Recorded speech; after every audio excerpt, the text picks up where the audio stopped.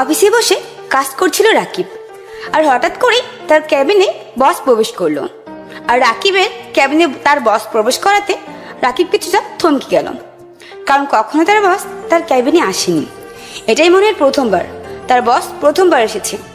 রাকিব তাড়াতাড়ি করে উঠে দাঁড়িয়ে গেল, আর তখন তার বস তাকে বলতে লাগলো, আরে রাকিব, এত সম্মান দেখাতে হবে না, আমি তোমার সঙ্গে কিছু পার্সোনাল কথা বলার জন্য এসেছি। বসো, আমরা বসে কথা বলি। জি স্যার, বলেন। স্যার, আপনি কেন আমার কেবিনে আসতে গেলেন? আমাকে বললে তো আমি আপনার কেবিনে চলে যেতাম। কষ্ট করে আপনি কেন আসতে গেলেন? আমি একটা পার্সোনাল বিষয়ে তোমার সঙ্গে কথা বলতে এসেছি রাকিব, আর সেটা হলো আমি সিদ্ধান্ত নিয়েছি আমার মেয়েকে এই অফিসের দায়িত্বটা দিব। কারণ দেখো, আমার ইদানিং শরীরটা তেমন একটা ভালো লাগছে না। আমার কখন কি হয় সেটা আমি বলতে কখনো পারবো না। তাই এখন সুস্থ থাকতে থাকতে যদি মেয়ের উপর দায়িত্ব দিতে পারি তাহলে তো ভালোই হবে। তাহলে তো স্যার ভালোই হয়। তবে আপনি যেটা ভালো মনে করেন আপনি সেটাই করবেন। আমি সবসময় আপনার সঙ্গে ছিলাম আর আপনার সঙ্গেই থাকব। আমি অফিসের সবাইকে খুব বিশ্বাস করি, তবে তুমি খুব ভালো করেই জানো তোমাকে আমি সবচেয়ে বেশি বিশ্বাস করি। আর আমি জানি তুমি এই অফিসের জন্য অনেক কষ্ট করছো।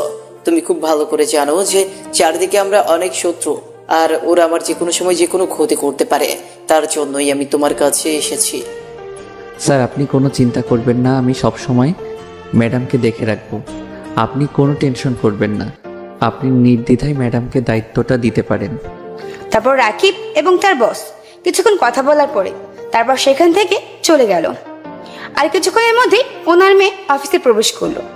সকলেই ফুল নিয়ে দাঁড়িয়ে আছে, তবে রাকিব এগুলোর মধ্যে নেই। রাকিবের মাথার উপর অনেক চাপ, যেহেতু সে এই অফিসের ম্যানেজার, তাই তার উপর অনেকটা চাপ রয়েছে, আর সেজন্য সে তার কাজে ব্যস্ত ছিল। রাকিবের বসের মেয়ের নাম হলো নীলা। নীলা অফিসে প্রবেশ করার পরেই সকলকে দেখে বেশ খুশি হলো। সকলে তাকে সংবর্ধনা জানালো। তারপর নীলা খেয়াল করলো এখানে ম্যানেজার সাহেব নেই। নীলা কখনো রাকিবকে দেখেনি, তবে সবাইকে জিজ্ঞেস করার পর উপস্থিত সবাই বলল ম্যানেজার সাহেব এখানে অনুপস্থিত। নীলা তাড়াতাড়ি করে রাকিবের ক্যাবিনের সামনে চলে আসলো। দেখলো রাকিব ল্যাপটপের কাজে খুবই ব্যস্ত রয়েছে। আর এটা দেখার পরে সে চুপচাপ কোনো কথা না বলে তার বাবার রুমে চলে গেল। আর তখন তার বাবাকে গিয়ে বলতে লাগলো, তুমি কি সব লোকজনকে অফিসে রেখেছো বাবা? বাবা, কি সব লোকজন? আমার কথা তো এখনই শুনতে চাইছে না, আর পরবর্তী সময় কি করবে সেটা তো এখনই আমি ভালো করে টের পাচ্ছি। কেন রে, কি হয়েছে? তোর সঙ্গে কি আবার কি করলো? আমি তো কোনো কিছুই বুঝতে পারছি না। কি হয়েছে বল আমাকে। এই অফিসের ম্যানেজার সাহেব রাকিব, আমি অফিসে আসলাম, আমাকে সম্বর্ধনা তো দূরের কথা, আমার সঙ্গে কোনো কথাই বললো না। আমি যে একটা মানুষ অফিসে আসলাম, এখানে আমাকে তাকানোর মতো কোনো প্রয়োজনই মনে করলো না সে। ও একটু এরকমই, যখন কাজ করতে থাকে তখন কে আসলো আর কে গেল সেটা তার দেখার বিষয় না। এটা কোনো বিষয় না, ঠিক হয়ে যাবে। এখন আয়, তোকে আমি সবার সঙ্গে পরিচয় করিয়ে দিচ্ছি। পরিচয় করার দরকার নেই, আমি সবার সঙ্গে পরিচয় হয়ে এসেছি। তুমি আমাকে সব কিছু বুঝিয়ে দিয়ে তুমি বাসায় চলে যাও, আমি বাকিটা সামলে নিতে পারবো, কোনো অসুবিধা হবে না। তারপর নীলা বাবা নীলাকে সবকিছু বুঝিয়ে দিল। তার সবকিছু বুঝিয়ে দেওয়ার পরে এভাবে বেশ অনেকটা সময় পার হয়ে গেল। নীলাকে কাজ বুঝিয়ে দিয়ে নীলার বাবা নীলাকে অফিস রেখে সে বাসায় চলে গেল। নীলা এদিকে অফিসে বসে কাজ করছিল, আর তখন দেখলো রাকিব অন্য কোনো মেয়ের সঙ্গে কথা বলছে। আর এটা দেখার পরে তার মেজাজ আরো খারাপ হয়ে গেল, কারণ রাকিব তার অহংকার নিয়ে বসেই ছিল। এখন পর্যন্ত তার সঙ্গে দেখা করতে আসলো না, অথচ একটা মেয়ের সঙ্গে সে গল্প করে যাচ্ছে। আর এটা দেখার পরে নীলা সহ্য হলো না। নীলা পিয়ন চাচাকে দিয়ে রাকিবকে ডেকে পাঠালো, আর পিয়ন এসে রাকিবকে বলতে লাগলো তাকে ম্যাডাম ডাকছে। আর তখন রাকিব পিয়নকে বলতে লাগলো, হঠাৎ করে বুঝতে পারলাম না কেন ম্যাডাম আমাকে ডাকছে। আমি তো ম্যাডামের সঙ্গে কোনো দরকারে কোনো কাজ নেই, তবু তাও কেন ডাকছে? স্যার, এখানে আমি কি করব? ম্যাডাম আপনাকে ডাকছেন আর বলেছেন আমার সঙ্গে এখনই যাওয়ার জন্য, না হলে কিন্তু ম্যাডাম অনেক রেগে যাবে। মনে হয় খুব রাগে মুডে আছে। একথা বলার পরে তখন রাকিব আর কোনো দেরি না করে তাড়াতাড়ি করে চলে আসলো নীলার কেবিনে।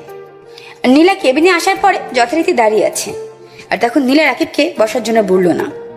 রাকিব এখন পর্যন্ত দাঁড়িয়ে আছে, আর ওদিকে নীলা তখন রাকিবকে বলতে লাগলো, আপনাকে বেতন দিয়ে রাখা হয় এখানে অফিসে কাজ করার জন্য, আর আপনি অফিসের কাজ বাদ দিয়ে আপনি অন্য কারোর সঙ্গে গল্প করবেন আর এটা আমি সহ্য করব? এমনটা যদি মনে করে থাকেন তাহলে ভুল ভাবছেন। এতদিন বাবা এই অফিসের দায়িত্বে ছিল, আর বাবা অনেক কিছু দেখেও হয়তো দেখেনি, আর আপনারা বাবাকে ভুলভাল বুঝিয়ে এতদিন চলেছেন। এরকম যদি চলতে থাকে তাহলে তো আর অফিসে চলতে পারবে না। অফিসের মধ্যে একটা শৃঙ্খলা বলতে কিছু আছে।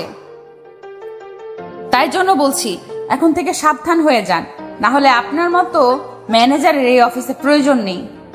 আপনি এখন আসতে পারেন, আর ফাইলগুলো তাড়াতাড়ি করে বিকেলের মধ্যে কমপ্লিট করে দিয়ে তারপর বাসায় যাবেন। কমপ্লিট না হওয়া পর্যন্ত আপনি বাসায় যেতে পারবেন না। এখন আসতে পারেন আপনি। ম্যাডাম, আমি তো মেঘলার সঙ্গে খুবই গুরুত্বপূর্ণ বিষয় নিয়ে কথা বলছিলাম। অফিসের একটা ফাইলের মধ্যে সমস্যা ছিল, আর মেঘলা এটা বুঝতে পারছিল না, তার জন্যই আমার কাছে এসেছিল। আর আমি ম্যানেজার হিসেবে এটা আমার দায়িত্ব আমার এমপ্লয়ীদেরকে সাহায্য করা, না হলে ওরা কিভাবে বুঝতে পারবে? আর এখানে তো আমার কোনো অন্যায় দেখছি না। ম্যাডাম, আপনার মিথ্যা অভিযোগগুলো দেওয়া একদমই ঠিক হয়নি। রাকিব এই কথা বলার পরে সে তাড়াতাড়ি করে তার কেবিনে চলে আসলো। রাকিব ফাইলগুলো নিয়ে আসলো, আর ফাইলগুলো নিয়ে আসার পরে সে কাজ করতে শুরু করলো। আর এভাবে বেশ অনেক সময় পার হয়ে যায়, কিন্তু রাকিব তার সময় মতো কাজ শেষ করতে পারলো না। আসলে এত বড় ফাইলের কাজ এই কয়েক ঘন্টা শেষ করা অসম্ভব ব্যাপার, তবে যথেষ্ট পরিমাণে চেষ্টা করছে শেষ করার জন্য, কিন্তু পারলো না। রাকিব অফিস শেষ করে যখনই বেরোতে যাবে তখনই পেন এসে বললো তার যাওয়া যাবে না, তাকে ম্যাডাম ডাকছে। আর রাকিব তাড়াতাড়ি করে ম্যাডামের রুমে আসার পরে দেখতে পেল ম্যাডাম ল্যাপটপে খুবই মনোযোগ দিয়ে কাজ করছে। আর তখন নীলা রাকিবকে খুবই জোরে কথাটা বলতে লাগলো। আমি কি আপনাকে বলেছি আপনি চলে যান? আপনার কাজ শেষ না হওয়া পর্যন্ত আপনি অফিস থেকে যেতে পারবেন না। আমার এগুলোর আজকের মধ্যেই লাগবে, আর কালকে এগুলোর শিপমেন্ট দিতে হবে। এগুলোর দায়িত্ব কে নেবে? আপনি নেবেন। আপনার তো এগুলো দায়িত্ব নেওয়ার কথা না। বাবা হলে তো আপনি ঠিকই বাবাকে বুঝে চলে যেতেন কাজ না করে। আপনাকে বেতন এমনি এমনি দেওয়া হয় না। যান, এই কাজ শুরু করুন, আমি অফিসে আছি। ম্যাডাম, প্রথম কথা হলো যে আমার ডিউটি মাত্র 8 ঘন্টা, আর এই 8 ঘন্টার সময়ের মধ্যে আমি কোনো কাজে ফাঁকি দিয়েছি কিনা সেটা আপনি খুঁজে বের করুন। যদি ফাঁকি দিয়ে থাকি তাহলে আমি অতিরিক্ত সময় কাজ করতে রাজি আছি। আমি 5টা মিনিট মনে হয় না বসে থাকি, তবু আপনি বলছেন আমি এখনো কাজ করব। যতক্ষণ পর্যন্ত এই ফাইল শেষ না হবে আপনি খুব ভালো করেই জানেন যে এই ফাইল এই কয়েক ঘন্টায় শেষ করা সম্ভব না, তবু আপনি এই কাজ আমাকে দিয়েছেন। ম্যাডাম, আমি এখন কাজ করতে পারবো না, আসছি আমি। রাকিব এই কথাটা বলার পরে সরাসরি বাইরে চলে আসলো, আর বাইরে সে একটা রিক্সা নিয়ে চলে আসলো। তার বাসার রাকিবের আপন বলতে কেউ নেই, শুধুমাত্র তার মা ছাড়া। রাকিব বাসায় ফেরার পরে তার মাকে বললো তাড়াতাড়ি খাবার দেওয়ার জন্য। আর রাকিব রুমে এসে ফ্রেশ হয়ে নিল। ফ্রেশ হয়ে হালকা নাস্তা করে সে রুমে চলে আসলো। অলরেডি সন্ধে 7টা বেজে গেছে। রাকিব কিছুটা তার পার্সোনাল কাজ করলো, আর এভাবে সময়টা পার হয়ে গেল। আর ওদিকে নীলা রাকিবের কথাগুলো শুনে হা হয়ে গিয়েছিল। নীলা রাকিবের কথাগুলো শোনার পরে তখন তার বাবাকে কল দেয়, আর তার বাবাকে কল দেওয়ার পরে নীলা তখন বলতে লাগলো, বাবা, তোমার সঙ্গে আমার কিছু কথা বলার আছে। সেটা হলো আমি রাকিবকে এখনই অফিস থেকে বের করে দিচ্ছি। তার মতো এমপ্লয়ি আমার কোনো প্রয়োজন নেই। আমি নতুন ম্যানেজারের জন্য নিয়োগ দিব। তুমি আর কোনো কথা বলতে পারবে না। আরে কি হয়েছে সেটা তো আমাকে খুলে বলবি নাকি? এইভাবে হুটহাট করে সিদ্ধান্ত নেওয়াটা একদমই ঠিক না। বারবার বলি তুই মাথা গরম করে কোনো কাজ করবি না। আমাকে বল, আমি সবকিছু ম্যানেজ করে দিচ্ছি। আমি তাকে একটা ফাইল ঠিক করার জন্য বলেছিলাম, আর উনি আমাকে এই এতগুলো কথা শুনিয়ে দিল। তারপর আমি বাবাকে সমস্ত ঘটনা সবকিছু খুলে বললাম। সবকিছু শোনার পরে আমার বাবা আমাকে বলতে শুরু করলো, এখনই কোনো কিছু করার প্রয়োজন নেই। আর ও তো ঠিকই বলেছে, তুই শুধু শুধু কেন এমনটা করছিস? আর এটা কি একজনের কাজ? তুই ওকে একা সবকিছু করতে বলছিস, আর এইভাবে করতে অনেক বেশি টাইম লাগবে। কমপক্ষে হলেও 2 দিন টাইম লাগার কথা। শোন, এত মাথা গরম করার প্রয়োজন নেই। তোকে যেটা বলেছি তুই সেটা কর। আর এখন তাড়াতাড়ি করে বাসায় চলে আয়, খাবার নিয়ে বসে আছে তোর জন্য। কথা বলার পরে নীলার বাবা নীলার কাছ থেকে কল কেটে দেয়। আর কল কেটে দেওয়ার পরে নীলা তখন অফিস থেকে বের হয়ে যায়। তার নিজের গাড়িতে করে বাসায় আসলো। বাসা আসার পর ফ্রেশ হয়ে সবার সঙ্গে খাবার জন্য বসে গেল। আর তখন তাকে তার বাবা বলতে শুরু করলো, তোকে আমি বলেছি সবসময় মাথা ঠান্ডা রেখে কাজ করার জন্য, তুই মাথা গরম করিস কেন? বলতো, তোকে নিয়ে আমি আর পারি না। সেই ছোট্টবেলা থেকে এমন চিৎ করে বড় হয়েছিস, যার কারণে আমার অনেক দিকে ক্ষতি হয়েছে। তোর জন্য তুই কি আর কখনো মানুষ হবি না বলতো? বাবা, তুমি এসব কি কথা বলছো? আর আমি এমন কি করলাম যে তুমি আমাকে এতগুলো কথা শোনালে? আমি যেটা ভালো মনে করেছি সেটাই করেছি। আমি এত সময় তাকে দিতে পারবো না, বুঝতে পারছো? একদিনের মধ্যে ফাইল কমপ্লিট করে দিতে হবে, তুমি তাকে বলে দেবে। আচ্ছা ঠিক আছে, আমি বলে দিব। তবে এবার চুপচাপ খাবার খা, আর মাথা গরম করিস না। খাবার খাওয়ার পরে চুপচাপ ঘুমোবি। কথা বলার পরে তারা দুজনেই মিলে কথা বলতে বলতে খাবার খেয়ে নিল। আর এদিকে নীলার আম্মু খাবার দিচ্ছে। আর এভাবে সময়টা পার হয়ে গেল। এদিকে রাকিব সকালবেলা ঘুম থেকে ওঠার পরে রাকিব খাওয়া দাওয়া করে অফিসে চলে আসলো। অফিসে আসার পরে যথারীতি তার কেবিনে বসে কাজ করছিল। রাকিব তখন খেয়াল করে নীলা তাকিয়ে আছে। রাকিব ওদিকে তাকাতে মেয়েটা অন্যদিকে ফিরে যায়। আর নীলা তখন ভাবতে থাকে রাকিবকে যেভাবেই হোক তার পার্সোনালি অ্যাসিস্ট্যান্ট বানাতে হবে। আর সেই কারণে পিয়নকে দিয়ে রাকিবকে দেখালো। রাকিব নীলার কেবিনে চলে আসলো। তারপর রাকিবকে নীলা বলতে লাগলো, আজকের থেকে আপনি আমার কেবিনে বসে কাজ করবেন। ওই যে আপনার ডেস্ক তৈরি করা আছে, আপনাকে আলাদা কাজ করতে হবে না, আপনি এখানে আমার সামনে বসে কাজ করবেন। রাকিবের কোনো কিছু বলতে পারলো না। কিছু বলার আগে তাকে একটা ফাইল দেওয়া হলো। আর সেই ফাইলটা নিয়ে সে তার ডেস্কে বসে কাজ করতে শুরু করলো। তারপর হঠাৎ করে রাকিব খেয়াল করতে লাগলো তার দিকে এক ধ্যানে কেউ তাকিয়ে আছে। রাকিব কিছুটা অন্যমনস্ক হয়ে কাজ করছিল। আর হঠাৎ করেই খেয়াল করলো এই অবস্থা। আর তখন তাকে দেখতে পেল নীলা তার দিকে অপলক দৃষ্টিতে তাকিয়ে আছে। আর নীলাও রাকিবকে দেখতে পেয়ে নিজের চোখ সরিয়ে নিল। নীলা নিজেও বুঝতে পারছে না সে কেন রাকিবের দিকে বারবার তাকাচ্ছে। নীলা নিজে নিজে বলতে শুরু করলো, আমি শুধু শুধু কেন তার দিকে এমন করে তাকাচ্ছি? কি হয়েছে আমার? আমার তো কখনো কোনো ছেলেকে দেখে এমনটা মনে হয়নি। সে তো আমার সঙ্গে মোটামুটি অনেক খারাপ ব্যবহার করেছে, তবু আমি তাকে কোনো কিছু করতে পারছি না। কোনো কিছু করতে গেলেই আমার বাধা চলে আসছে। তাহলে কি আমি তাকে ভালোবাসতে শুরু করে দিয়েছি? আমার দ্বারা তো কখনোই এটা সম্ভব না। আমি এটা কিভাবে করতে পারি?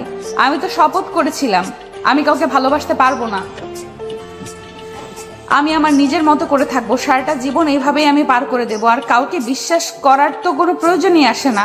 প্রথমবার একজনকে বিশ্বাস করে যে পরিমাণ ঠকেছি আমি আর বিশ্বাস করতে চাই না।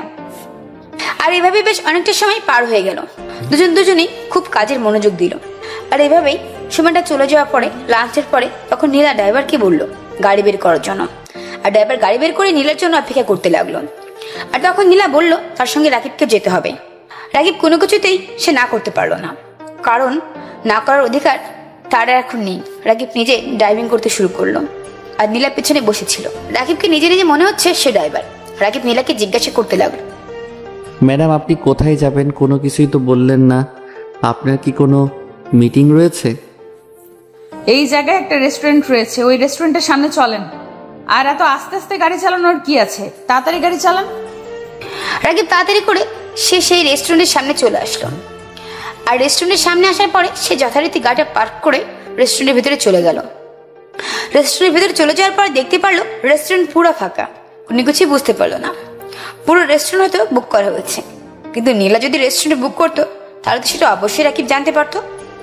রাকিব ভিতরে যাওয়ার পরে দেখতে পারলো একটা লোক বসে আছে একটা কোনায়। এর আগে সেখানেই বসে পড়লো। আর নীলা যাওয়ার সময় বললো রাকিব এখানেই কোথাও বসার জন্য, তবে তাদের কাছাকাছি নয়। রাকিব তার কথা মতো ঠিক সেখানেই বসে গেল। আর ওদিকে নীলা ওই ছেলেটার সামনে গিয়ে বসে পড়লো। আর ওই ছেলেটা তাকে দেখে বলতে লাগলো, তুমি জানো আমি তোমার জন্য পুরো রেস্টুরেন্ট বুক করে রেখেছি 2 ঘন্টার জন্য, আর তার জন্য আমাকে পুরো 1 লক্ষ টাকা দিতে হয়েছে। আমি তোমার সঙ্গে কিছু পার্সোনাল কথা বলতে চাই, আর সেই কারণে তোমাকে এখানে ডেকে এনেছি। আমি তো তোমাকে আরো 2 বছর আগেই বলে দিয়েছি যে তোমার সঙ্গে আমার যা কিছু ছিল সবকিছু শেষ হয়ে গেছে। তাহলে আবার নতুন করে কেন তুমি আমার লাইফে ফিরে আসতে চাইছো? দেখো, আমি তোমার লাইফে ফিরে আসতে চাই কিনা সেটা তো এখন বলতে আসিনি। আমি তোমাকে বলতে এসেছি শুধুমাত্র তোমার ভুল ভাঙানোর জন্য। তোমার সব কিছুর মাঝে কিছু একটা ভুল রয়েছে, আর যে ভুলটা আমার ভাঙানো প্রয়োজন। তুমি সারা জীবন আমাকে এভাবে ভুল বুঝবে, এটা আসলে আমি মেনে নিতে পারছিলাম না। এটা আসলে মেনে নেওয়ার কোনো কথাই না। তুমি সেদিন যা করেছো সেটা আমার সারা জীবনই মনে থাকবে।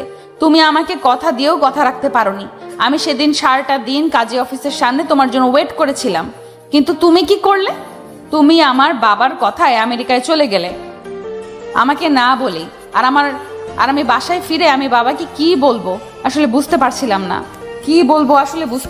না, কারণ আমি তো আমার সব কিছু নিয়ে তোমার সঙ্গে পালিয়ে যেতে চেয়েছিলাম, কিন্তু তুমি আমাকে বড্ড অবহেলা করেছো, আর যার কারণে আজকে হয়তো আমি ঘুরে দাঁড়াতে পেরেছি। এই 2টা বছর আমার কেমন কেটেছে এটা হয়তো আমি খুব ভালো করেই বুঝতে পারছি। দেখো, আমার ব্যবসার কাজে আমি জরুরি ভিত্তিতে আমেরিকা চলে যাই, আর ওখানে যদি না যেতাম আমি, তাহলে আমার বাবার অনেক কিছু হারাতে পারতাম আমি। তা তুমি খুব ভালো করে জানো আমার বাবা কতটুকু ভয়ঙ্কর টাইপের। আমি যদি আমার বাবার কথা না শুনি, তাহলে হয়তো উনি আমাকে সব কিছু থেকে বঞ্চিত করবে। কে চাইবে এগুলো হাতছাড়া করতে? তার জন্য আমি এগুলো হাতছাড়া করতে চাইনি। তবে বিশ্বাস করো, আমি এখনো তোমাকে ভালোবাসি। আমি বুঝতে পারছি তোমার বিষয়টা, তবে এখন আর কোনো কিছু সম্ভব না। সরি, আর কখনো আমার সঙ্গে যোগাযোগ করার চেষ্টা করবে না। আমি এখন বিয়ে শাদী নিয়ে কোনো চিন্তা করছি না। আমি আমার লাইফটা এইভাবেই একা কাটাতে চাই। অফিসের দায়িত্ব পেয়েছি, আর অফিসের ভালো মতো নিজের মতো করে চালাতে চাই। আমাকে আমার মতো চলতে দাও, আমাকে কোনো প্রকার ডিস্টার্ব করবে না প্লিজ। দেখো, সত্যি বলছি, তোমাকে ভালোবাসি। তুমি বিশ্বাস করো, আর কখনোই এমনটা হবে না। আমাকে শেষবারের মতো একটা সুযোগ দাও, দেখবে দুজনে মিলে ভালোবাসার অভাব হবে না। নীলার কোনো কথা না বলে সেখান থেকে উঠে চলে গেল, আর পেছন পেছন রাকিবের উঠে চলে আসলো। আর রাকিব গাড়ি চালাতে শুরু করলো, আর গাড়ি চালাতে চালাতে সে 10 মিনিটের মধ্যে অফিসে চলে আসলো। আর অফিসে আসার পরে নীলা মন খারাপ করে কোনো কাজ না করে চেয়ারে হেলান দিয়ে বসে আছে, আর এদিকে রাকিব কাজ করে চলছে। আর রাকিব কোনো কথা বলছে না, দেখে নীলা কেমন যেন লাগছে। তবে রাকিব কাজের মাঝখানে হঠাৎ করে নীলার দিকে তাকাতেই মনে হলো নীলা কান্না করছে হয়তো। আর তখন রাকিবের মনে হলো রাকিবের এখন কথা বলার প্রয়োজন। রাকিব তখন নীলাকে বলতে শুরু করলো, ম্যাডাম, আপনি কি কোনো কারণে আপসেট হয়ে আছেন? আমাকে শেয়ার করতে পারেন, আমি চেষ্টা করব আপনার জন্য সব কিছু করার জন্য। আচ্ছা রাকিব সাহেব, আপনাকে একটা প্রশ্ন করতে পারি? সেটা হলো, আপনি কি কখনো কাউকে ভালোবাসছেন? ভালোবাসা কি আসলেই অপরাধ? ম্যাডাম, সত্যি বলতে আমি কখনো কাউকে ভালোবাসিনি। আসলে সবার লাইফস্টাইলের মতো আর আপনার লাইফস্টাইল এক নয়। আমি খুব পরিশ্রম করে আজকে এই পর্যন্ত এসেছি। ও আচ্ছা, তাহলে আপনি বুঝবেন না। ঠিক আছে, আপনি কাজ করুন। আমার মন মেজাজ ভালো নেই, আমার সঙ্গে কোনো কথা বলবেন না। রাকিব তখন আর কোনো কিছু বললো না। রাকিব চুপচাপ তার নিজের কাজ করতে শুরু করলো। রাকিব যেদিন নীলাকে প্রথম দেখেছে সেদিন তার প্রেমে পড়ে গেছে, কিন্তু রাকিব চাপা স্বভাব ছেলে, তাই কোনো কিছু সহজে প্রকাশ করতে চায় না, সবকিছু সহ্য করে থাকে। রাকিব তখন একটা ফাইল নিয়ে চলে আসলো মেঘলার কাছে, মেঘলাকে ফাইলটা ভালোভাবে বুঝিয়ে দেওয়ার জন্য। আর এদিকে তখন বেশ অনেকটা সময় পার হয়ে যায়। আর তখন রাকিব নীলার কেবিনে আসার পরে দেখতে পারলো নীলার হাত থেকে রক্ত পড়ছে টপ টপ করে, আর নীলা অজ্ঞান হয়ে গেছে। কোনো কিছু বুঝে ওঠার আগেই হঠাৎ করে এমন কিছু হয়ে যাবে এটা কখনোই আশা করেনি। মাত্র 30 মিনিট হয়েছে সেখান থেকে গিয়েছে, আর এটার মধ্যে এত কিছু হয়ে গেল। কোনো কিছু মাথায় ঢুকছে না রাকিবের। রাকিব তাড়াতাড়ি করে কোলে তুলে নিয়ে গাড়িতে করে হাসপাতালে নিয়ে চলে আসলাম। আর হাসপাতালে আসার পর ডাক্তার ডাক্তার বলে চিৎকার করতে লাগলো। আর কিছুক্ষণের মধ্যে ডাক্তার বেরিয়ে আসলো, আর ডাক্তার রোগীর অবস্থা থেকে অপারেশন থিয়েটারে নিয়ে গেল। অপারেশন থিয়েটারে নিয়ে যাওয়ার পরে প্রায় 30 মিনিট পরে ডাক্তার বের হওয়ার পরে বলতে লাগলো, রোগী এখন যথেষ্ট পরিমাণে বিপদমুক্ত, তবে ইমার্জেন্সি আমাদের 1 ব্যাগ রক্ত লাগবে, কারণ হাত থেকে অনেক রক্ত বেরিয়ে গেছে। নাহলে রোগীটার অনেক প্রবলেম হবে। এগুলো আমরা বলতে চাচ্ছি না। আপনি নিশ্চয়ই বুঝতে পারছেন আমাদের ব্লাড ব্যাংকে যে রক্ত আসে ওটা ভালো নয়। আমরা তো আর আরমান চৌধুরীর মেয়েকে খারাপ চিকিৎসা দিতে পারি না। স্যার, আমার রক্তের গ্রুপ ও নেগেটিভ। আপনি আমার রক্ত নিতে পারেন। আমি আর সব কিছুই জানি। ওর রক্তের গ্রুপ কি, ওর হিমোগ্লোবিন কত পার্সেন্ট হয়েছে, সব কিছুই জানি। আপনি আমার কাছ থেকে রক্ত নিতে পারেন। ডাক্তার তখন রাকিবকে নিয়ে গেল। আর নিয়ে যাওয়ার পরে রাকিবের থেকে 1 ব্যাগ রক্ত নেওয়ার পরে সেটা নীলার গায়ে পুশ করা হলো। আর রাকিব এদিকে বাইরে বসে অপেক্ষা করছে। আর বেশ কিছুক্ষণ পর নীলাকে কেবিনে দেওয়া হলো। আর কেবিনে দেওয়ার পর রাকিব ভিতরে চলে গেল। আর ভিতরে চলে যাওয়ার পরে তখন তাকে তার বসকে কল দিয়ে সম্পূর্ণ বিষয় জানালো। আর তার মা বাবা মুহূর্তের মধ্যে হাসপাতালে আসার জন্য রওনা দিয়েছে। আর এদিকে রাকিব তখন নীলার মাথায় হাত বুলে দিচ্ছে। যখনই নীলা চোখ খুলতে যাবে তখনই রাকিব তার হাত ছড়িয়ে নেয়। আর হাত ছড়িয়ে নেওয়ার পরে সে খুব স্বাভাবিকভাবেই প্রশ্ন করলো, ম্যাডাম, আপনি হঠাৎ করে কেন এসব করতে গেলেন? আপনি জানেন আপনার বাবা মা এটা শোনার পরে ওনাদের কেমন লেগেছে? আপনি ছাড়া তো ওনাদের কেউ নেই, আপনাকে ঘিরেই ওনাদের বেঁচে থাকা। আর আপনি যদি এসব কাজ করে ফেলেন তাহলে ওনাদের কি হবে একবারও ভেবে দেখেছেন? কখনো ভাবেননি? আজকে আপনি একটা ছেলের জন্য আপনি আপনার নিজের জীবন নষ্ট করে দিচ্ছিলেন। সময় মতো যদি আপনাকে হাসপাতালে না নিয়ে আসতাম তাহলে আপনাকে বাঁচানো সম্ভব হতো না। তখন বুঝতে পারছেন আপনার বাবা মার কি অবস্থা হতো?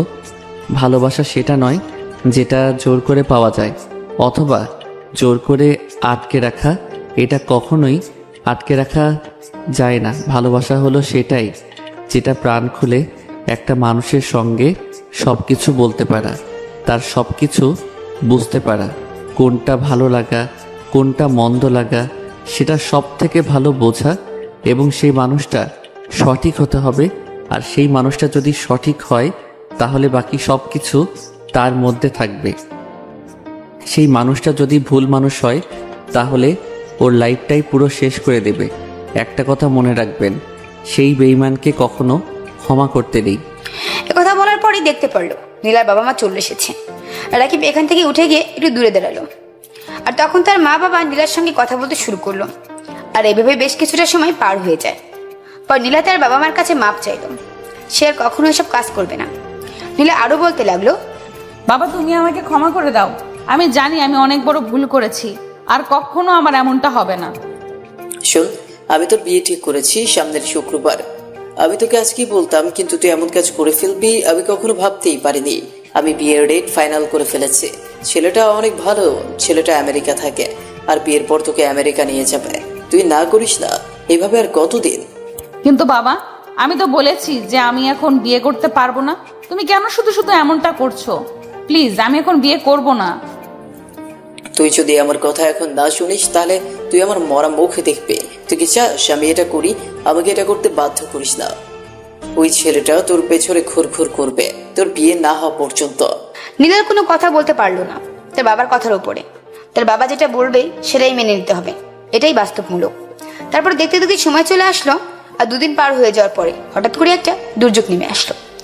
অফিসে 40% শেয়ার কেউ কিনে নিয়েছে, বেআইনিভাবে দখল করেছে। কিন্তু কে এই কাজটা করেছে কোনো কিছু মাথা ঢুকছে না রাকিবের। রাকিব বিষয়টা আলোচনা করার জন্য তার বসকে কল দিল। আর তার বস কল রিসিভ করার পরে তাকে বলতে লাগলো, আমি কিন্তু বিষয়টা সবকিছু শুনেছি, কে এই কাজটা করলো আমি তো কোনো কিছুই বুঝতে পারছি না। আমার তো এমন কোনো শত্রু নেই যে আমার এত বড় ক্ষতি করতে পারে। কিভাবে আমার কোম্পানির শেয়ার 40% কিনে নিতে পারে? কে সেই লোক? তুমি খোঁজ দাও। বস, আপনি কোনো টেনশন করবেন না, আমি খুব তাড়াতাড়ি এই ছেলেটার খোঁজ খবর নিয়ে তারপরে আপনাকে জানাচ্ছি। দুদিনের মধ্যে আপনি খোঁজ খবর পেয়ে যাবেন। আপনি এসব নিয়ে টেনশন করবেন না, আপনি ম্যাডামের বিয়ে নিয়ে থাকুন। আমি খুব ভালো করে জানি যে এই কাজটা তুমি করতে পারবে। তোমার উপর আমার সম্পূর্ণ বিশ্বাস রয়েছে, তার জন্য একটু ভরসা পাই। না হলে বিয়ের জন্য আমার এত চাপ যাচ্ছে, আমি এখন কোনো কিছুই করতে পারবো না। যা করার তোমাকেই করতে হবে আমার হয়ে। তারপর রাকিব কলটা কেটে দিল। রাকিব কলটা কেটে দেওয়ার পরে সে ওই ছেলেটার ব্যাপারে খোঁজ নিতে থাকে, যে ছেলেটা আর তাদের কোম্পানি 40% শেয়ার কিনে নিতে চাচ্ছে। রাকিব এভাবে বেশ একটা দিন পার করে ফেললো। আর এদিকে আজকে নীলার গায়ে হলুদ, তার জন্য অফিসে সকলে দাওয়াত পেয়েছে। আর রাকিবের উপর দায়িত্ব এসে পড়েছে। রাকিব তার সাথে কয়েকজন কলিগদের নিয়ে চলে আসলো তার বসের বাসার সামনে। বাড়িটা খুবই সুন্দর করে সাজানো আছে, দেখলে মনে হয় সেদিকে তাকিয়ে থাকি। আর দেখতে থাকি এরকম একটা বিয়ের আশা রাকিবে মনে করেছেন নীলাকে নিয়ে। কিন্তু নীলা তো তার আর হবে না, কখনোই তার না চাওয়া ভালোবাসা কখনোই তার পূর্ণতা পাবে না। সে শুধু দূর থেকে নীলাকে ভালোই বেঁচে যাবে। এই ক্ষণিকের দেখায় এতটুকু ভালোবেসে ফেলবে এটা কখনোই রাকিব জানা ছিল না। রাকিব ক্ষণিকের দেখায় মানুষটাকে নিজের থেকে অনেক বেশি ভালোবাসতে শুরু করেছিল। আর হঠাৎ করে এরকম দুর্যোগ নেমে আসবে এটা আসলে মেনে নেওয়া যায় না, কষ্ট হচ্ছে মেনে নিতে। তখন রাকিবের সাথে আসা রাকিবের বন্ধু হাসান বলতে লাগলো, কিরে তোর মনের মানুষের বিয়ে হয়ে যাচ্ছে আর অথচ তুই তারই বিয়ের সবকিছুর দায়িত্ব নিচ্ছিস যেন সুস্থ সবলভাবে বিয়েটা হয়ে যায়।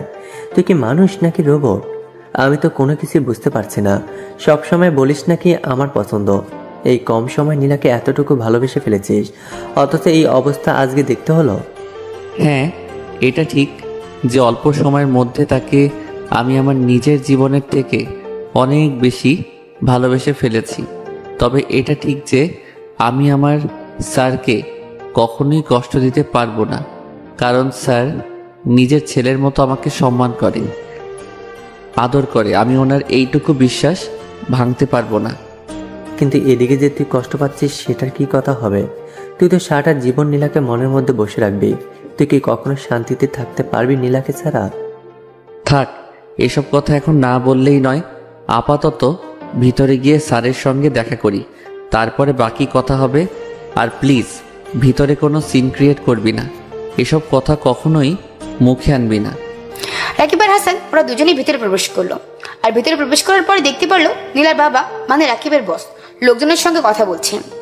আর রাকিব গিয়ে তার স্যারের সঙ্গে কথা বললো আর হাসানকেও পরিচয় করে দিল। তারপর তার স্যার বলতে শুরু করলো, রাকিব, আজকে বড়ের বাড়ি থেকে নীলাকে হলুদ দেওয়ার কথা, কিন্তু ওরা এখনো আসছে না কেন বুঝতে পারছি না। রাত 8টা বেজে গেছে, আর তোমাকে যে খোঁজ নিতে বলেছিলাম সেটা কি খোঁজ নিয়েছো? জি বস, আমি যথেষ্ট পরিমাণে চেষ্টা করছি খোঁজ নেওয়ার জন্য। হয়তো আমি কিছুক্ষণের মধ্যেই জানতে পারবো। একজনকে সব কিছু বলেছি, উনি খোঁজ নিয়ে দিবে আমাকে। আপনি এসব বিষয় নিয়ে টেনশন করবেন না, আমি জানা মাত্রই আপনাকে জানাবো।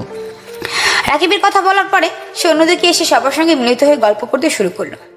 আর এভাবে বেশ অনেকটা সময় পার হয়ে গেল। হঠাৎ করে রাকিবের ফোনটা বেজে উঠলো।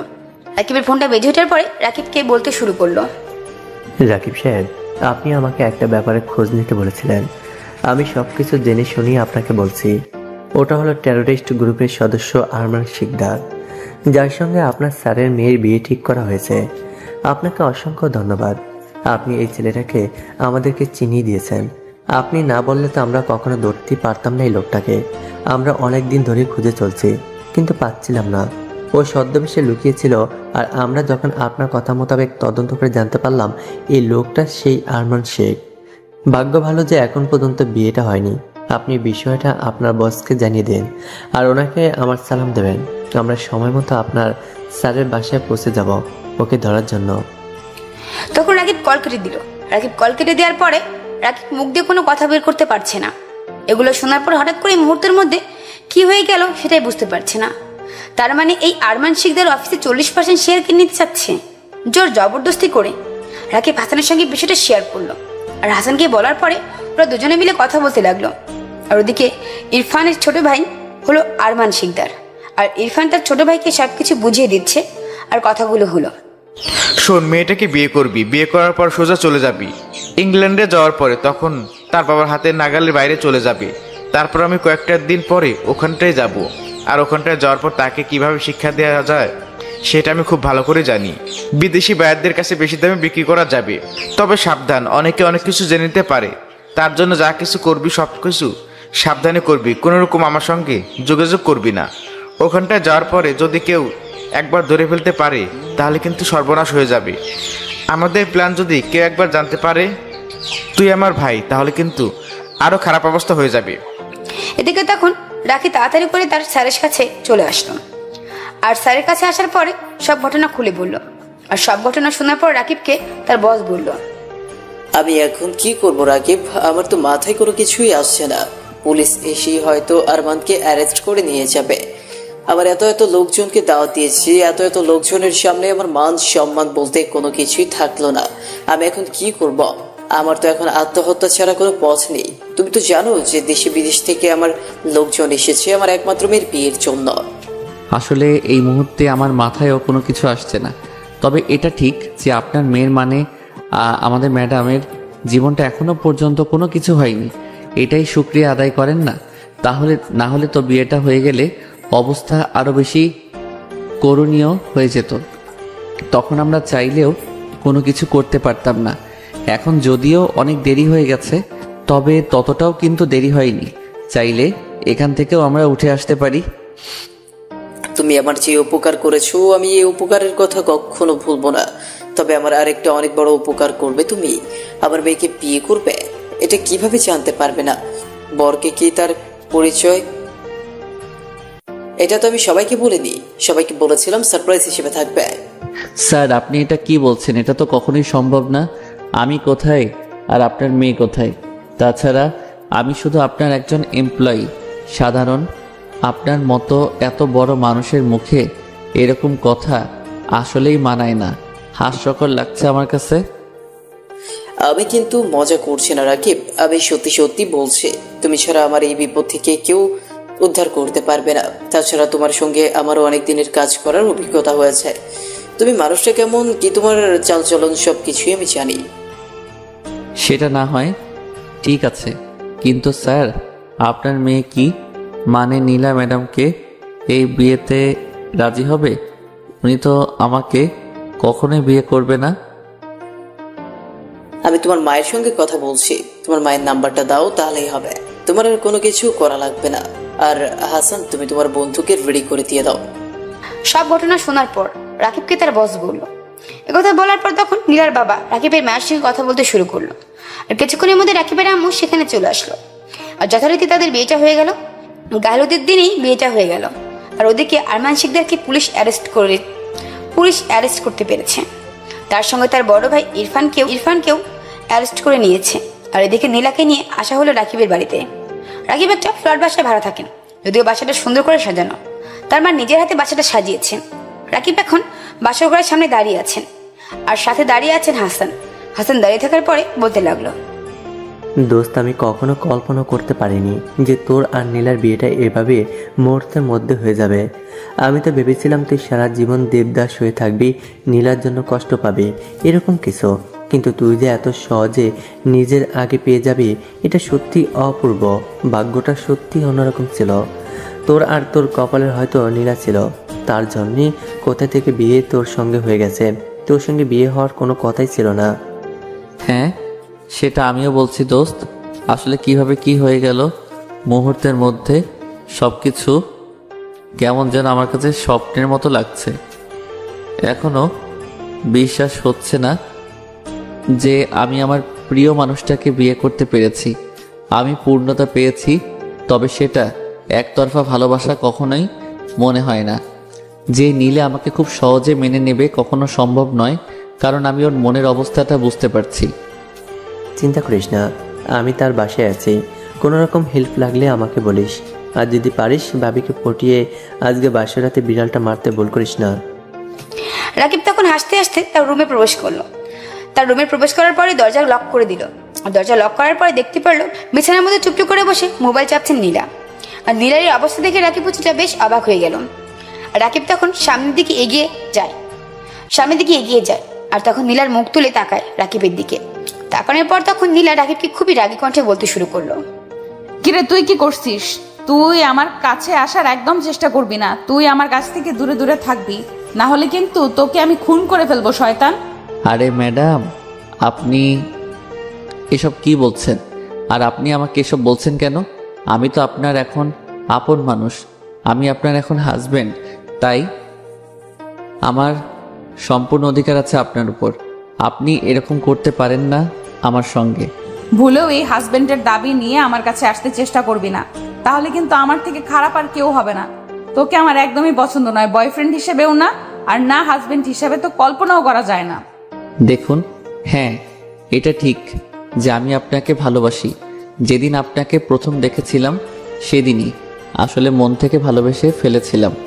অন্যরকম একটা ভালো লাগার কাজ করতাম, তবে আমি আপনাকে কখনোই পাওয়ার জন্য ভালোবাসিনি, কারণ আমি জানতাম এটা কখনোই সম্ভব ছিল না। কিন্তু ভাগ্যক্রমে আমরা এক হয়ে গেছি, হয়তো বিধাতা চেয়েছেন তাই আমরা এক হতে পেরেছি, না হলে তো এটা কখনোই সম্ভব না। আর তাছাড়া আমি নিজেই কখনো বিয়ে করিনি, আপনার বাবা আমাকে বলল তাই বিয়ে করেছি। আমি যদি বিয়েটা না করতাম তাহলে ওনার মান সম্মান বলতে কোনো কিছু থাকতো না, কারণ উনি অনেক লোকজনকে দাওয়াত দিয়েছিল। আর তাছাড়া আপনি কেন বিয়ে করতে রাজি হলেন? আমি না হয় আপনার বাবার দিকে চেয়ে বলেছেন, তাছাড়া আপনার বাবা অনেক জোর করে বলেছেন। আমার ক্ষেত্রেও ঠিক সেরকমটাই হয়েছে, যেমনটা তোর ক্ষেত্রে হয়েছে। আমি আমার বাবাকে কখনোই কষ্ট দিতে চাই না। ছোটবেলা থেকে আমি বাবার কাছে যা কিছু চেয়েছি বাবা সব কিছুই পূরণ করেছেন, আর বাবা আমাকে এই প্রথম একটা কিছু চেয়েছে, আমি কি করে ফিরিয়ে দেই? হ্যাঁ, সেটা না হয় বুঝতে পারছি। আপনার বাবার প্রতি ভালোবাসা সম্মানের জন্য আমাকে বিয়ে করেছেন, তার জন্য আমাকে সহজে মেনে নিতে পারছেন না কেন? আমাকে সহজে মেনে নিলেই তো হয়। আমি যদি তোকে বিয়ে না করতাম না, তাহলে আমার বাবা কখনোই আমাকে তার মুখ দেখাতো না, আমার কাছ থেকে দূরে চলে যেত, আর আমি সব কিছু থেকে বঞ্চিত হতাম। বাবা আমার ভালোবাসা এবং এত সম্পত্তি বাবা সব কিছু নিলামে বিক্রি করে দিত। তুই আমার বাবার সম্পর্কে জানিস না, আমার বাবা অনেক ভয়ঙ্কর একজন মানুষ, উনি যেটা বলে সেটাই করে। রাকিব আর কোনো কিছু বললো না। রাকিব সে চুপচাপ বিছানে একপাশে শুয়ে পড়লো। এটা দেখার পর অনেকটা রেগে গেল নীলা। ধাক্কা দিয়ে রাকিবকে নিচে ফেলে দিল। রাকিব নিচে পড়ে কিছুটা ব্যথা পেল। আর তখন নীলা বলতে লাগলো, তোর সাহস কি করে হয়? তুই আমার পাশে ঘুমাবি, এখন থেকে তুই নিচে ঘুমাবি আর আমি উপরে ঘুমাবো। আর কখনো যদি উপরে ওঠার চেষ্টা করিস বা আমাকে স্পর্শ করার চেষ্টা করিস, তাহলে আমার থেকে খারাপ কেউ হবে না, ছুরি দিয়ে তোর গলা কেটে দেব, শয়তান একটা। এভাবে কেউ কাউকে ধাক্কা দেয়? আমি তো এমন কোনো কিছুই করিনি। আমি তো আমার বিছানায় শুয়েছি, আর আমার এমন কোনো কিছু করার ইচ্ছা নাই তোমার সঙ্গে। যেদিন নিজে থেকে আমাকে মেনে নিতে পারবে, সেদিন তখন নিজে থেকেই আমাকে কাছে টেনে নিবে। এর আগে আমি তোমাকে স্পর্শ করব না, এটা তুমি গ্যারান্টি নিতে পারো। যাই কিছু বলিস না কেন, তোকে আমার বিশ্বাস নেই, কারণ তুই যে কোনো কিছু করতে পারিস। তোকে বিশ্বাস করার তো আমার কোনো প্রশ্নই আসে না। চুপচাপ ঘুমান, আমাকেও ঘুমাতে দে। আর এটা বলার পর নীলা চুপচাপ শুয়ে পড়লো। আর এদিকে রাকিব শুয়ে শুয়ে ভাবছেন, মনের মানুষকে তো পাওয়া হলো, কিন্তু তার মন জয় কি করে করব সেটা তো বুঝতে পারছে না। আর এগুলো ভাবতে শুরু করলো। আর এভাবেই বেশ অনেকটা সময় কেটে গেল। আর ওদিকে তখন হঠাৎ করে রাকিব ওয়াশরুমে যাওয়ার জন্য উঠে পড়লো। আর রাকিব ওয়াশরুম থেকে বের হয়ে দেখতে পারলো নীলা কম্বল গায়ে দিয়ে ঘুমিয়ে আসছে। বাইরে চাঁদের আলো জানালা দিয়ে প্রবেশ করছে। রাকিব আর লোভ সামলাতে পারলো না। রাকিব নীলার সামনে এসে দাঁড়ালো। সামনে এসে দাঁড়ানোর পরে তখন নীলার মাথায় হাত বুলিয়ে দিতে শুরু করলো। এভাবে রাকিবের কতটা সময় পার হয়ে গেল সে নিজেও বুঝতে পারলো না। এভাবে হাত বুলিয়ে দিতে দিতে কখন যে রাকিব তার উপরেই ঘুমিয়ে গেল সেটা রাকিব নিজেও টের পেল না। আর সকালবেলা ঘুম থেকে যখন নীলা জেগে উঠলো, তখন দেখলো রাকিব তার বুকের উপর শুয়ে আছে। এটা দেখার পর নীলার প্রথমে কিছুটা খারাপ লাগলো, পরে মনে হলো ও তো তার হাজবেন্ড, তাই ওর সম্পূর্ণ অধিকার রয়েছে। তারপরও কেন জানি না তার অস্বস্তি লাগছে। সে তো রাকিবকে কখনোই ভালোবাসে না, আর কখনোই ভালোবাসবেও না। তাহলে রাকিবের প্রতি এত মায়া জন্মাতে দেয়া একদমই ঠিক হবে না। আর সঙ্গে সঙ্গে নীলা রাকিবকে ফেলে দিল। আর রাকিব কিছুটা উঠে তখন নীলার দিকে তাকায়। নীলার দিকে তাকানোর পরে তখন নীলা বলতে লাগলো, তোর সাহস কি করে হয় আমার উপর এইভাবে ঘুমিয়ে থাকার? আমি না তোকে বলেছি তুই আমার কাছ থেকে সবসময় দূরে দূরে থাকবি? তুই কি আমার কথা একবারও বুঝতে পারছিস না নাকি? আসলে আমার অনেক বড় ভুল হয়ে গেছে। আমি আসলে এখানে আসতে চাইনি, কিন্তু কিভাবে যে আমি এখানে চলে আসলাম আসলে আমার নিজেও মনে করতে পারছি না। প্লিজ আমাকে ক্ষমা করে দেবেন। একথা বলার পরে তখন রাকিব ওয়াশরুমে চলে গেল। রাকিব ওয়াশরুমে চলে যাওয়ার পরে রাকিব ওয়াশরুম থেকে বের হয়ে অফিসের জন্য রেডি হয়ে নিল। আর অফিসের জন্য রেডি হয়ে যখনই বের হতে যাবে তখনই নীলাকে পিছন ফিরে তখন নীলাকে বলতে লাগলো, আপনি যতদিন এই বাসায় আছেন ততদিন পর্যন্ত অন্তত পক্ষে আমাদের সম্পর্কটা আমার মাকে জানাবেন না। আমার মা জানলে অনেক বেশি কষ্ট পাবে। একথা বলার পরে তখন রাকিব খাবার টেবিলে চলে আসলো। খাবার টেবিলে আসার পরে তার মা তাকে দেখে বলতে লাগলো, কি ব্যাপার, তুই একা চলে আসলে যে? বৌমাকে সাথে করে নিয়ে আসলি না কেন? যা, বৌমাকে সাথে করে নিয়ে আয়। আর আজকে কিসের অফিস? আজকে না তোর অফিস ছুটি দেওয়া হয়েছে তোকে? আম্মু বিয়ে হয়েছে দেখে আমি অফিসে যেতে পারবো না এমন কোনো কথা আছে নাকি? আর আমি এখন ছুটি নিতে পারবো না, এখন হাতে অনেক কাজ আছে। আর কিছুদিন পরে সময় পেলে আমি ছুটি নিব বসের কাছ থেকে। তুমি এটা নিয়ে চিন্তা করো না। ওই তো নীলা আসছে, তুই মেয়েটাকে ছাড়াই খাবার খেতে চলে এসছিস? আম্মু তুমি যে কি বলো না, আমার অফিসে দেরি হয়ে যাচ্ছে। আর তুমি যেটা বলছো আমি তোমার বৌমাকে সাথে করে নিয়ে আসবো, ও তো তোমার সঙ্গে পরেও খেতে পারবে, তাই না? তারপর রাকিব তার মার সঙ্গে কথা বলতে বলতে এভাবে বেশ সময়টা পার হয়ে গেল। আর খাওয়া দাওয়া শেষ করে রাকিব তাড়াতাড়ি করে অফিসের জন্য রেডি হয়ে চলে আসলো। অফিসে আসার পরে তখন তাকে দেখার পরে সবাই অবাক হয়। রফিক সাহেব রাকিবের কেবিনে আসার পরে তখন জিজ্ঞাসা করতে লাগলো, আরে রাকিব সাহেব যে, আপনি আজকে অফিসে এসেছেন কেন? আপনার আজকে অফিসে আসতে বারণ। আপনার 1 সপ্তাহ ছুটি হয়েছে, আপনি ছুটি পেয়েও ছুটি কাটাতে চান না? আমি আজকে অফিসে আসবো না, এটা কি কোথাও লেখা আছে নাকি? আর আমার কাজ নিশ্চয় অন্য কেউ করে দেবে না। ছুটি নিব সেটা অন্য সময়, কিন্তু এখন নিতে পারবো না। আপনি কিছু কাজ ছিল তার জন্য অফিসে আসতে হয়েছে। তা বলুন আপনার কি অবস্থা? আরে আমার অবস্থা বাদ দিন, আপনি আপনার অবস্থা বলুন। আপনার কি অবস্থা? আপনার দিনকাল কেমন যাচ্ছে সেটা বলুন। কাল রাতে বিড়ালটা কি মারতে পেরেছিলেন? আরে ভাই কি যে বলছেন আপনি? আমি কি আপনাদের মতো টিউবলাইট নাকি সে কিছুক্ষণ পরে ফিউজ হয়ে যাব? আমি হলাম এনার্জি বাল্ব, যেটা সারা রাত চলতে পারে, যেটা আপনার দ্বারা সম্ভব হবে না কখনোই। কি বুঝতে পেরেছেন? একথা বলার পরে রফিক সাহেব কিছুটা লজ্জা পেয়ে সেখান থেকে চলে গেল। আর রাকিব সেখানে বসে হাসতে শুরু করলো। আর হঠাৎ করে তাকে দেখতে পারলো নীলা অফিসে প্রবেশ করছে। আর নীলা অফিসে প্রবেশ করতেই তখন জেসমিন এগিয়ে গেল। আর তখন নীলাকে দেখে বলতে শুরু করলো, ম্যাডাম, আপনি আজকে অফিসে এসেছেন? ম্যাম, আজকে তো আপনার ছুটি থাকার কথা। আমি স্যার বলেছিল আপনাকে যেন 1 সপ্তাহের আগে কোন ফোন না করি, তার জন্য আমি ফোন করিনি আপনাকে। আমার অফিস আমি কখন আসবো না আসবো সেটা সম্পূর্ণই আমার বিষয়, বুঝতে পেরেছো? আর বাবা যাই কিছু বলুক সেটা চুপচাপ থাকবে। আমার অফিসের কাজ তো আমাকে ছাড়া অন্য কেউ করে দেবে না, তাই না? চুপচাপ নিজের কাজ কর। এতদিন ধরে কাউকে ভালোবেসেছিলাম, সেটা আর হলো না। ভেবেছিলাম শুধু তাড়াতাড়ি তার সামনে আমি আমার নিজের ভালোবাসার কথা বলবো, কিন্তু সেটা আর বলার সময় হয়ে ওঠে না। আমি জানতে পারলাম না হঠাৎ করে কেমন উলটপালট হয়ে যাবে। আমি কি করব আসলেই বুঝতে পারছি না। দেখো, ভালোবাসা সবসময় পূর্ণতা পায় না, আর কিছু কিছু নিজের কারণেও পূর্ণতা পায় না। তুমি যদি কাউকে ভালোবাসো থাকো, তাহলে তোমার ওই দিনই বলা উচিত ছিল, তাহলে হয়তো তুমি অন্য কাউকে পেয়ে যেতে। আর তুমি কাকে ভালোবাসো এখনো পর্যন্ত জানতেই পারলাম না। নামটা বলো তো দেখি, আমি কোনো কিছু করতে পারি কিনা। সেটা না হয় পরে জানবেন, আগে আপনি এটা বলুন, আপনার সঙ্গে ম্যাডামের সবকিছু ঠিকঠাক হয়েছে নাকি এখনো ঝামেলা চলছে?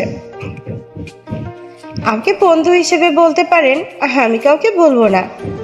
আমার মনে হয় না ম্যাডাম আপনাকে এত সহজে মেনে নিয়েছেন। আপনার গাল লাল হয়ে আছে না? মনে হয় ম্যাডাম আপনাকে রাতের বেলা থাপ্পড় দিয়েছেন আর তার ছাপ বসে আছে। যতটুকু বলেছেন ততটুকুই, এটা যেন কেউ জানতে না পারে। হ্যাঁ, এটা ঠিক যে নীলার সঙ্গে আমার এখনো পর্যন্ত সব কিছু ঠিকঠাক হয়নি, তবে হয়তো হয়ে যাবে। তবে নীলা কালকে রাতে আমার কাছে একটা জিনিস দিয়েছে, সেটা হলো ডিভোর্স। আমি খুব ভালো করে জানতাম যে আপনাদের সম্পর্কটা কখনোই হবে না। আপনি ভালোবাসলে কি হবে, কিন্তু নীলা ম্যাডাম তো আপনাকে ভালোবাসে না, দু চোখে সহ্য করতে পারে না। তো এটার মধ্যে ভালোবাসা কিভাবে জন্মাবে? আমি তো ভেবেছিলাম মানুষটা যতটাই অহংকারী হোক, মনটা ততটাই ভালো, কিন্তু ওর মন এখনো পর্যন্ত আমি বুঝতে পারলাম না। তবে চেষ্টা করে দেখি, যদি আমার মানুষটাকে, আমার ভালোবাসার মানুষটাকে আমার মতো করে গড়িয়ে নিতে পারি। নীলা কেবিনে চলে গেল। নীলা তার কেবিনে যাওয়ার পরে তার নিজের কাজ করতে শুরু করলো। আর এদিকে দেখতে পারলো জেসমিন গিয়ে রাকিবের সঙ্গে গল্প করতে লাগলো। রাকিব খুব সুন্দরভাবেই তার সঙ্গে গল্প করছে। আর এইভাবে বেশ কিছুক্ষণ গল্প করার পর তখন রাকিবকে জেসমিন বলতে লাগলো, প্লিজ, শুধু শুধু এত চেষ্টা করে কি দরকার? সামনে খাবার রাখা আছে, এই খাবারে মুখ দিয়ে দেখো দেখো, এটা থেকে খুবই ভালো টেস্ট হবে। আশা করি কথাটা আর বুঝিয়ে বলতে হবে না। আর এই কথা বলার পর জাসমিন তার কেবিনে চলে গেল। জাসমিন তার কেবিনে যাওয়ার পরে তার নিজের কাজ করতে শুরু করলো। আর এদিকে সমস্ত কথাবার্তাগুলো নীলা বাইরে থেকে শুনতে পেয়েছে। আর বাইরে থেকে শুনতে পাওয়ার পরে সে অফিস থেকে বের হয়ে চলে গেল। অফিস থেকে বের হয়ে তার বান্ধবীর সঙ্গে দেখা করলো পার্কের মধ্যে। আর তার বান্ধবী তাকে বলতে লাগলো, তুই কেন যে ছেলেটাকে বিয়ে করেছিস, তোর বাবার মুখের দিকে তাকিয়ে অন্য কোনো কিছুর ব্যবস্থা করতে পারলি না? আর বিয়ে তো করেছিস ছেলেটাকে। এখন পর্যন্ত তুই একসাথে থাকছিস কি করে? আমার তো নাম শুনতেই বমি আসছে। আমি এমন একটা পরিস্থিতিতে আছি, কোনো কিছু করতে না পারছি। যদি কোনো কিছু বলতে চাই তাহলে বাবা আমাকে ভুল বুঝবে। আমি চাই না বাবা মা আমার বিষয়ে ভুল বুঝুক, প্লিজ। তুই যতটা এখন রাকিবকে বেশি প্যারা দিচ্ছিস, তার থেকেও বেশি দ্বিগুণ রাকিবকে কষ্ট দিবি। দেখবি রাকিব একদম সোজা হয়ে আছে, আর মিথ্যে একটা অপবাদ দিয়ে যদি একবার তোর বাবার সামনে ধরিয়ে দিতে পারিস, তাহলে দেখবি সব সমস্যার সমাধান তোর বাবাই বলবে। এই ছেলেকে ডিভোর্স দেওয়ার জন্য। বুঝতে পেরেছিস আমার প্ল্যানটা? আমার মাথায় একটা প্ল্যান এসেছে, আমি তাকে বুঝিয়ে বলছি। তুই যে কোনোভাবে রাকিবকে বুঝিয়ে শুনিয়ে ক্লাবে নিয়ে যাবি, আর ক্লাবে নিয়ে যাওয়ার পরে ইচ্ছে মতো ড্রিঙ্ক করিয়ে আমার বাসায় নিয়ে যাবি, যে কোনোভাবে। আর বাকি প্ল্যানটা তুই ভালো করে বুঝতে পারছিস। তুই কি কাজটা আমাকে দিয়ে করাতে চাস? এটা কি ঠিক করবি বল? এটাতে যদি কোনো সমস্যা হয় তাহলে কিন্তু আমি ফেঁসে যাব। ভাই যাই কিছু করিস না, ভাই যাই কিছু করিস না, করিস একটু ভেবেচিন্তে কাজটা করিস। ও কিন্তু অনেক চালাক একটা ছেলে, আমার যতটুকু ধারণা। একথা বলার পরে তখন তারা দুজনে মিলে প্ল্যান করতে লাগলো। আর এভাবে সময়টা পার হয়ে যায়। বিকেলবেলা তখন আবারও নীলা অফিসে ফিরে আসলো। অফিসে এসে তার নিজের কাজ করতে শুরু করলো। আর এদিকে নীলার অফিস টাইম শেষ হয়ে তখন অফিস থেকে বেরিয়ে পড়লো আর গাড়িতে করে একা যেতে শুরু করলো। রাকিব খেয়াল করলো নীলা বাসায় না গিয়ে অন্য রাস্তায় যাচ্ছে। রাকিব তাকে ফলো করতে শুরু করলো। আর রাকিব নীলাকে ফলো করতে করতে দেখতে পারলো সে একটা ডান্স ক্লাবে যাচ্ছে। ফলো করতে করতে সে ক্লাবের ভেতরে প্রবেশ করলো। আর ভেতরে প্রবেশ করার পরে দেখতে পারলো অনেক লোকজন নাচানাচি করছে। আর রাকিব এক পাশে গিয়ে বসে গেল। তবে নীলা এখন পর্যন্ত তাকে দেখতে পারেনি। হঠাৎ করে তিশা রাকিবের সামনে চলে আসলো। রাকিবের সামনে আসার পরে তিশা রাকিবকে বলতে লাগলো, আরে রাকিব ভাইয়া, আপনি যে এখানে এসেছেন, আপনার কোনো ফ্রেন্ড আছে নাকি? আপনাকে অনেকদিন পরেই দেখলাম। আপনাদের বিয়েতে আমি থাকতে পারিনি, কারণ আমার পরীক্ষা ছিল, আর তার জন্য আর কি আমার মিস হয়ে গেছে। হ্যাঁ, আমি আমার একটা ছেলে ফ্রেন্ডের সঙ্গে দেখা করতে এসেছি। তা তুমি এখানে কি করছো? নিশ্চয়ই বন্ধু বান্ধবের সঙ্গে আড্ডা দিতে এসেছে। তবু ড্রিঙ্কস করো না, স্বাস্থ্যের পক্ষে ভালো নয়। আরে না ভাইয়া, আমাকে কি সেরকম মেয়ে মনে করে নাকি? আমি অনেক ভালো। আর তাছাড়া আমি বান্ধবীদের সঙ্গে এসেছি, একটু আড্ডা দিয়ে সেখানে চলে যাব। ও আচ্ছা, আমি ঠিক আছে, দাঁড়াও, আমি তোমার জন্য জুস নিয়ে আসছি, একটু ওয়েট করো। আরে না ভাইয়া, আজকে তো আমি আপনাকে খাওয়াবো, আপনি না হয় আমাকে অন্যদিন খাওয়াবেন। আজকে আমি আপনাকে খাওয়াবো। আপনি বসুন, আমি নিয়ে আসছি। এগুলো তিশা তখন চলে গেল। তিশা চলে যাওয়ার পর রাকিবের দিকে যথারীতি বসে রইল। আর কিছুক্ষণ পরেই তিশার হাতে জুসের গ্লাস নিয়ে রাকিবের সামনে রাখলো। গল্প করতে করতে তারা দুজনেই খেয়ে নিল। আর কিছুক্ষণের পরে রাকিব হঠাৎ করে মাথা ঘোরাতে শুরু করলো। আর রাকিব বলতে লাগলো, তিশা তার গাড়িতে করে রাকিবের বাসায় যেতে লাগলো। আর কিছুক্ষণ পর রাকিবের বাসায় পৌঁছানোর পর রাকিবকে রুমে পৌঁছে দিল তিশা। তখন বের হলো রুম থেকে। আর তখন জেসমিনকে তার রুমে পাঠিয়ে দিল। আর রুমে পাঠানোর পর তখন তিশা জেসমিনকে বলতে লাগলো, আমি তোমাকে যেভাবে বুঝিয়ে দিয়েছি তুমি ঠিক সেইভাবেই কাজটা করবে, তাহলে তোমাদের বিয়েটা হয়ে যাবে, আর এদিকে ডিভোর্স হয়ে যাবে, আর পুরোপুরি তোমার রাস্তা ক্লিয়ার থাকবে। আর আমার কথাটা বুঝতে পারছো তো আমি কি বললাম? একথা বলার পর যখন তিশা সেখান থেকে বের হয়ে চলে গেল। আর তিশা বের হয়ে চলে যাওয়ার পরে এদিকে বেশ অনেকক্ষণ পর নীলা বাবাকে নিয়ে এসেছে। তো বাবাকে বলা হয়েছে আজকে নাকি তাদের রাগারাগি হয়েছে, সে কারণে সে তাদের বাসায় গিয়েছিল। আর তার বাবা রাগ ভাঙানোর জন্য এখানে নিয়ে এসেছে। নীলা রুমে প্রবেশ করতে করতে দেখতে পারলো রুমের দরজা খোলা। আর তখন তার বাবাকে নিয়ে রুমে প্রবেশ করি যেটা দেখতে পারলো, সেটা দেখার পরে তার চোখ কপাল উঠে গেল। দেখতে পারলো জেসমিনের উপর শুয়ে আছে রাকিব। এটা দেখার পর নীলার বাবা চোখ কপাল উঠে গেল। নীলার বাবা রাকিবকে টান দিয়ে পেছনে থেকে ফেলে দিল। আর তখন রাকিব দাঁড়িয়ে যায়। রাকিব কিছুটা নেশাগ্রস্ত অবস্থায় দাঁড়িয়ে আছে, ঠিক মতো দাঁড়িয়েও পারছে না। আর তখন তার বস বলতে লাগলো, আমার মনে হয় আমি তোমার সঙ্গে আমার মেয়ের বিয়ে দিয়ে অনেক বেশি ভুল করেছি। তোমার মতো ছেলে আসলে এত আদরের যোগ্য না। আমি প্রথমে চিনতে তোমাকে ভুল করেছিলাম। তোমার চরিত্র ঠিক এমনটা হবে আমি কখনো ভাবতে পারিনি। আমি নিজের চোখে না দেখলে তো আমি এগুলো বিশ্বাসই করতে পারতাম না। আমার মেয়ের জীবনটা আমি হয়তো নিজের হাতে নষ্ট করে দিয়েছে। বস, আপনি আমার একটু কথাটা শুনুন। আমি ইচ্ছা করে এসব কিছু করিনি। আর জেসমিন তো আমার অফিসের কলিগ, সে কি করে বাসায় আসবেন যে আমি তো তাকে আমার বাসায় নিয়ে আসিনি। স্যার, আপনি বিশ্বাস করুন, আমি নিজে থেকে এখানে আসিনি। আমাকে উনি বললো যে আজকে তোমার ম্যাডাম বাসায় থাকবে না, তোমার ম্যাডামের সঙ্গে রাগারাগি হয়েছে, তাই সারা রাত বাসা ফাঁকা থাকবে, তুমি তাড়াতাড়ি চলে এসো।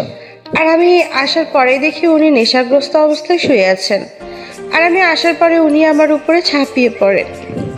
স্যার আপনি বিশ্বাস করুন, আমি এসব কিছু করিনি। আমাকে কে যেন ড্রিঙ্কস খাইয়েছে। আমি কিছু বলতে পারবো না, আমার কোনো কিছুই মনে নেই।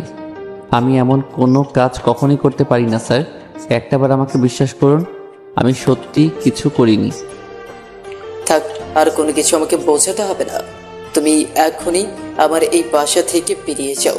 তুমি বাসায় নিয়ে যাওনি কারণ ওই বাসায় তোমার মা থাকে, সেই কারণে তোমার মা সব কিছুই জেনে যাবে তোমার চরিত্রের ব্যাপারে। আর এই কারণে তুমি আমার এই দ্বিতীয় বাসায় এসেছো। আরে তোমাকে তুমি রাস্তা থেকে তুলে এনে এত বড় বানিয়েছি, আর তারপরেও তুমি আমার সঙ্গে এরকম বেইমানি করতে পারলে? আমি আমার নিজের কলিজাটা তোমার কাছে দিয়ে দিয়েছি, আর তুমি সেটা যত্ন করে না রেখে তুমি অন্য মেয়েদের দিকে ছি। আর আজকে যে অবস্থায় তোমাকে দেখলাম তাতে মনে হচ্ছে তোমার জন্মেরই কোনো ঠিক নেই। তোমার জন্মেরই যদি ঠিক থাকতো তাহলে কখনো তুমি এমন করতে পারতে না। একথা বলার পরে তখন নীলার বাবা রাকিবকে অনেকগুলো থাপ্পড় দেয়। রাকিবকে অনেকগুলো থাপ্পড় দেওয়ার পরে রাকিবকে বাসা থেকে বের করে দেয়। রাকিব কিছুক্ষণ নিজেকে সামনে তারপর ফ্রেশ হয়ে তার বাসায় চলে গেল। আর তার বাসায় যাওয়ার পরে ভাবতে লাগলো, হঠাৎ করে কি এমন হয়ে গেল, তারপরে কে তার সঙ্গে এরকম করেছেন। তার মা তার কাছে এসে জিজ্ঞাসা করতে লাগলো, কি রে রাকিব, তোর এই অবস্থা হলো কি করে? তোকে মনে হয় কেউ মেরেছে, কি হয়েছে আমাকে সবকিছু খুলে বল। দেখ, আমার কাছে কোনো কিছু লুকাবি না বাবা। আরে মা, কোনো কিছুই হয়নি, বিশ্বাস করো। আর একটু অফিসের কাজে বিজি ছিলাম তো, তার জন্য হয়তো তোমাকে এমন দেখাচ্ছে। আর একটু দৌড়ে এসেছি। রাকিব তখন ভাবতে লাগলো পিছনে ঘটনাগুলো, তার সাথে কি কি হয়েছে সেটা নিয়ে চিন্তা করা শুরু করলো। আর এভাবে পিছনে একটা সময় পার হয়ে গেল। আর এভাবে বেশ কিছুক্ষণ সময় পার হয়ে যাওয়ার পরে একদিন দুদিন করে প্রায় 7 দিন পার হয়ে গেল। রাকিব তখন বুঝতে পারলো তাকে দূরে সরানোর জন্য নীলা আর তিশা মিলে এই কাহিনী করেছে। রাকিব ডিভোর্স লেটার পাঠিয়ে দিল নীলার কাছে, সাথে একটা চিরকুট পাঠিয়েছে। আর এদিকে তার মাকে নিয়ে চলে গেল গ্রামে। তারা এখান থেকে গ্রামেই থাকবে। তার মাকে সবকিছু খুলে বলেছে। তার মা সবকিছু শুনে খুব কষ্ট হলেও মেনে নিয়েছে। এটা ছাড়া যে তাদের আর কোনো কিছু করার নেই, তাদের ভাগ্যে ছিল হয়তো এটাই। তবে রাকিব এটা বলেনি যে তার সঙ্গে কি হয়েছে, কারণ এটা রাকিব কখনোই বলতে পারবে না। কারণ আর যাই হোক করুক, সে নীলাকে তার মায়ের সামনে এতটা খারাপ বানাতে পারবে না। দেখতে দেখতে পার হয়ে যায় 2টা মাস। এই 2 মাসে নীলার অনেক পরিবর্তন হয়ে গেছে। আগের মতো হাসে না, কথা বলে না, বন্ধুদের সঙ্গে আড্ডা দেয় না, সবকিছু কেমন যেন ছন্নছড়া হয়ে গেছে। এখন রাকিবের পূর্ণতা অনুভব করতে পারছে। আর একদিন তিশা নীলার বাসায় দেখা করতে আসলো। তিশাকে নীলা বলতে লাগলো, আমি মনে হয় অনেক বড় ভুল করে ফেলেছি রে রাকিবের সঙ্গে। আমি রাকিবকে এখন ভালোবাসতে শুরু করে দিয়েছি। রাকিবের কথা প্রতিটা সেকেন্ডে আমার মনে হয়। আমি অনেকভাবে নিজেকে বোঝানোর চেষ্টা করেছি, কিন্তু আমার আসলে কোনো কিছু করার নেই। আমি কেমন যেন হয়ে গেছি, রাকিবকে ছাড়া কোনো কিছু বুঝতে পারছি না রে। তুই আর তার সঙ্গে যে অবস্থা করেছিস, সে কি তোকে এখনো মেনে নেবে? কখনো মেনে নেবে না। আর তোর সুন্দর জীবন একটা পড়ে আছে, তুই এগুলো না দেখে তুই কার পেছনে পড়ে আছিস? ও কি তোর যোগ্য? আমি কোনো কিছু জানি না। আমি রাকিবের খোঁজ জানতে চাই। আমি আমার বাবাকে সব কিছু বলে দেব, আর বাবাকে বলবো যেন রাকিবকে যে করেই হোক আমার হাতে তুলে দেয়। একথা বলার পরে নীলা তখন তার বাবার কাছে চলে যায়। তার বাবার কাছে যাওয়ার পরে তার বাবাকে সবকিছু খুলে বলে। আর তার বাবা সবকিছু শুনে নীলাকে একটা থাপ্পড় মারলো। নীলাকে থাপ্পড় মারার পর নীলাকে বলতে লাগলো, তুই যেটা চেয়েছিস সে তো তোকে সেটাই করে দিয়েছে, তাহলে এখন আর তাকে খুঁজে কি লাভ? শোন, তুই রাকিবকে হারিয়েছিস, তাই রাকিবকে খোঁজার দায়িত্ব তুই নিবি। তোর মানুষকে তুই খুঁজে নিবি। সে যদি তোকে মাফ করে মেনে নিতে পারে তাহলে তাতে আমার কোনো আপত্তি নেই, কারণ ছেলেটাকে তুই অনেক কষ্ট দিয়েছিস। তোর কারণে আমিও ছেলেটাকে অনেক কষ্ট দিয়েছি। ছেলেটা অনেক ভালো ছিল। আর তৃষা, আজকের পর থেকে তুমি আমার মেয়ের সঙ্গে কোনো প্রকার কোনো যোগাযোগ করবে না। যদি করো তাহলে আমার থেকে খারাপ আর কেউ হবে না। তুমি মেয়ে নামে কলঙ্ক। এদিকে রাকিব গ্রামে খুবই সাধারণ জীবনযাপন করছে। আর এদিকে নীলা খোঁজ নিতে নিতে পৌঁছে গেল রাকিবের গ্রামের বাড়ি। রাকিবের গ্রামে মায়ের কাছে গিয়ে নীলা কান্না করতে করতে তার নিজের দোষ সবকিছু স্বীকার করলো। তবে নীলা অবাক হয়ে গেছে, রাকিব তার মাকে সবকিছু বলেনি। তার মা তাকে বলতে লাগলো, আমি জানতাম যে তুই একদিন ঠিকই এখানে আসবি, এটা আমার তোর প্রতি বিশ্বাস ছিল। শোনো মা, স্বামীর মধ্যে ঝগড়াঝাটি সবকিছু হয়, ভুল বোঝাবুঝি হতেই পারে। একদিন তুমিও অনেক কষ্ট পেয়েছো আর আমার ছেলেটা অনেক কষ্ট পাচ্ছে, তাই বলছি। আর এভাবে অভিমান করে না থেকে দুজন এক হয়ে যাও, গ্রামে কয়েকদিন থাকো, দেখবে মন ফ্রেশ হয়ে যাবে। তারপর ইট পাহাড় ধরে শহরে চলে যেও। আম্মু, তুমি কি আমাকে এখান থেকে তাড়িয়ে দিতে চাচ্ছ নাকি? হয়তো চিন্তা করছি আমি আর শহরে যাব না, আমি এখন থেকে এখানেই থাকবো আর গ্রামের বধূ হয়ে থাকবো। ভালো হবে না বলো?